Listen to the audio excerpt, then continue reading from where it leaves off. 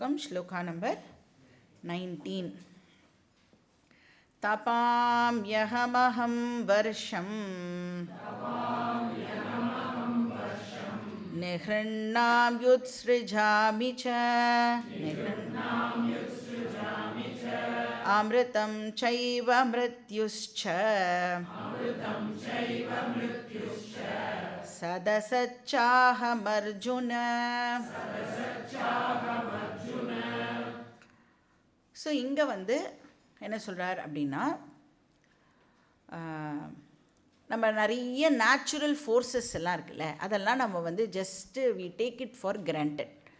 அந்த மாதிரி பண்ணாத, அது எல்லாமே நான் உனக்கு கொடுக்குற லக்ஸரி, அது எல்லாமாகவும் நான் தான் இருக்கேன். அதனால் நீ சில விஷயங்களெல்லாம் எந்த கஷ்டமும் இல்லாமல் நீ அதெல்லாத்தையும் அனுபவிச்சுட்டுருக்க. இப்போ அப்பா பணக்காரராக இருந்தாலும் வச்சுக்கோங்களேன், பையன் எந்த கஷ்டமும் படாமல் அப்பாவோட சொத்தில் உட்காந்து சாப்பிட்டுட்டு போயிடலாம்ல. இந்த பொலிட்டீஷியன்ஸ்லாம் இருக்காளே, அவள்லாம் எத்தனையோ தலைமுறைக்கு சேர்த்து வச்சுருக்காளே, அவள்லாம் என்ன வேலை பண்ணணும்? ஒரு வேலையும் பண்ண வேண்டாம், படிக்க கூட வேண்டாம், என்றது கூட உனக்கு தெரிய வேண்டாம். எல்லாமே யாரோ ஒருத்தர் அதுக்கும் காசு கொடுத்தா யாரோ ஒருத்தர் ஹெல்ப் பண்ணுவா இல்லையா? அப்போ பகவான் சொல்கிறார், அந்த மாதிரி எல்லாமே நான் உனக்கு தயாராக வச்சுருக்கேன். நீ ஜஸ்ட் லைக் தட் இந்த லெஃப்ட் ரைட் சென்டர் யூஸ் பண்ணிட்டு போயின்னு இருக்கேன். கொஞ்சமாவது அதை பற்றி நீ யோசிச்சு பாரு அப்படின்னு சொல்கிறார். ஸோ அதில் ஃபஸ்ட்டு என்ன சொல்கிறார் அப்படின்னா, சூரியனை இங்கே க்ளோரிஃபை பண்ணுறார். இப்போது இப்போ இந்த பூமியில் நம்ம வாழறோம் அப்படின்னு சொன்னால், எதனால் நம்மளால் வாழ முடியறது அப்படின்னா, சூரியன் இருக்கிறதுனால தான் நம்மளால் வாழ முடியாது. இதே சூரியனே கொஞ்சம் பூமிக்கு இப்போ அது இருக்கிற டிஸ்டன்ஸில் கொஞ்சம் கிட்டக்க வந்ததுனாலும் நம்மளால் வாழ முடியாது. சரி, ரொம்ப சூடாக இருக்குது, கொஞ்சம் தள்ளி போட்டோம் அப்படின்னாலும் வாழ முடியாது, ஃப்ரீஸ் ஆகிடுவோம் இல்லையா? அப்போ அது கரெக்டான டிஸ்டன்ஸ் இப்போது மெயின்டைன் ஆகின்னு இருக்கு அப்படின்னா, எதனால் அதெல்லாம் இந்த ஈஸ்வர நியத்தி இருக்குல்ல, அந்த நியத்தி கூட நான் தான் அப்படின்னு பகவான் இங்கே சொல்கிறேன். ஸோ அந்த சூரியனும் நான் தான் அப்படின்னு சொல்கிறார். நான் தான் சூரியனாக தப்பாமி அப்படின்னா, நான் தான் என்ன சொல்கிறது, தகிச்சுன்னு இருக்கேன் அப்படின்னு சொல்கிறேன். இப்போது இந்த சூரியன் அகம் தபாமி, நான் தான் எனர்ஜைஸ் பண்ணுறேன். இப்போ தகிக்கிறதுனால, சூரியன் தகிக்கிறதுனால நம்மளுக்கு என்ன கிடைக்கிறதுனா எனர்ஜி நமக்கு கிடைக்கிறது. எல்லாருக்கும், பிளான்ட் கிங்டமாக இருக்கட்டும், அனிமல் கிங்டமாக இருக்கட்டும், மனுஷ ஜீவாவாக இருக்கட்டும், எல்லாருமே எனர்ஜி எங்கேருந்து ட்ரா பண்ணுறோம் அப்படின்னா சூரியன் கிட்டேருந்து தான் ட்ரா பண்ணுறோம் இல்லையா?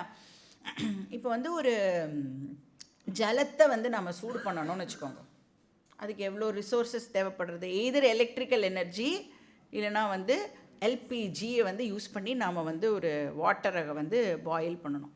இப்போ பகவான் சொல்கிறேன், நான் உனக்கு எந்த செலவுமே வைக்காமல் நான் கடலில் இருக்கிற ஜலத்தை எல்லாம் ஹீட் பண்ணி அதெல்லாம் இவாப்பரேட் பண்ணி அதையே உனக்கு நான் மழையாகவும் கொடுக்குறேன். இப்போ கடலில் இருக்கிற தண்ணி இவாப்ரேட் ஆகும் பொழுது ஆக்சுவலாக உப்பு தண்ணி தானே பகவான் திருப்பி ரீசைக்கிள் பண்ணும்போது கொடுக்கணும். ஆனால் எப்படி கொடுக்குறார்?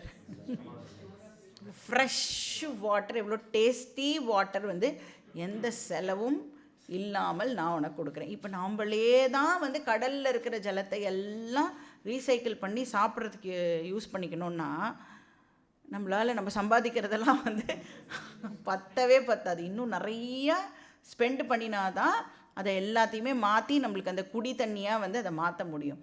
அப்போ நான் உனக்கு ஜஸ்ட் லைக் தட் பண்ணி கொடுத்துட்டுருக்கேன், அதெல்லாம் நீ கொஞ்சம் சிந்திச்சு பாரு. அகம் வருஷம் நிகிருண்ணாமி, வருஷம்னா மழை. ஸோ நிகிருண்ணாமி அப்படின்னா அந்த வாட்டரை நான் அப்சார்பு பண்ணி அப்படின்னு அர்த்தம். அப்சர்வ் பண்ணி என்ன பண்ணுறாராம்? உத்ஸ்ருஜாமி, நான் ரிலீஸ் பண்ணுறேன். கடலில் இருக்கிற வாட்டரை நான் அப்சர்வ் பண்ணுறேன், அப்புறம் அதையே நான் மழையாக உத்ஸ்ருஜாமி ரிலீஸ் பண்ணுறேன். இதனால் மட்டுமே என்ன நடக்கிறதா? அமிர்தம் ச ஏவ மிருத்யுஷ்ச. ஸோ இதுக்கு அகெயின் 2 மீனிங் இருக்குது. மேலோட்டமாக பார்த்தோம் அப்படின்னா, நான் தான் வந்து சர்வைவலோட காசாக இருக்கேன் அப்படின்னு சொல்கிறார். அமிர்தம் அப்படின்னா நான் சர்வைவ் பண்ணுறதுக்கு, அமிர்தம்னா நம்ம இந்த இடத்துல அன்னம் அப்படின்னு எடுத்துக்கலாம். இந்த மழையெல்லாம் பெய்யறதுனால தான் நம்மளுக்கு சாப்பாடு கிடைக்கிறது, சாப்பாடு இருக்கிறதுனால தான் மக்கள் வந்து வாழ்ந்துட்டுருக்கா, மரணத்திலேருந்து அவள் வந்து தப்பிச்சு வாழ்ந்துட்டுருக்கா. இப்போ சாப்பாடே கிடைக்கல அப்படின்னா நம்மளால் வந்து வாழ முடியாது இல்லையா? அப்போ நான் தான் வந்து அமிர்தத்துடைய காஸ் அப்படின்னு சொல்கிறார், அதாவது சர்வைவலோட காஸ். இப்போது சப்போஸ் பகவான் வந்து அப்சர்வ் பண்ணாமல், அந்த ஜலத்தை வந்து அப்சர்வ் பண்ணாமல் மழையை வந்து நிறுத்திட்டார்னு வச்சுக்கோங்க, மழையே பெய்யலை அப்படின்னா என்ன ஆகும்? ட்ராட், பஞ்சம் அப்படின்னு சொல்லுவோம். அப்போது பகவானே மிருத்யுவுடைய காசாகவும் இருக்காராம். அது மாதிரி நடக்கிறதுக்கு சான்ஸ் இருக்கு இல்லையா? பஞ்சம் ஏற்பட்டு அந்த பட்னியால் செத்து போனவா நிறைய பேர் இருக்கா. அப்போ அதுக்கு காரணம் யார்? அதுவும் பகவான் தான். ஸோ அமிர்தம் வந்து மழை கொடுக்கறது மூலமாக மரணத்திலேருந்து காப்பாற்றுறார். மிருத்யு வந்து மழை கொடுக்காதது மூலமாக மரணத்திற்கு காரணமாக இருக்கார். இது வந்து ஒரு ஆங்கிள்லேருந்து பார்த்தா இந்த மீனிங். ரெண்டாவது வந்து நான் தான் மார்டாலிட்டி அண்ட் இம்மார்டாலிட்டி ரெண்டுத்துக்கும் நான் தான் காரணம் அப்படின்னு சொல்கிறார்.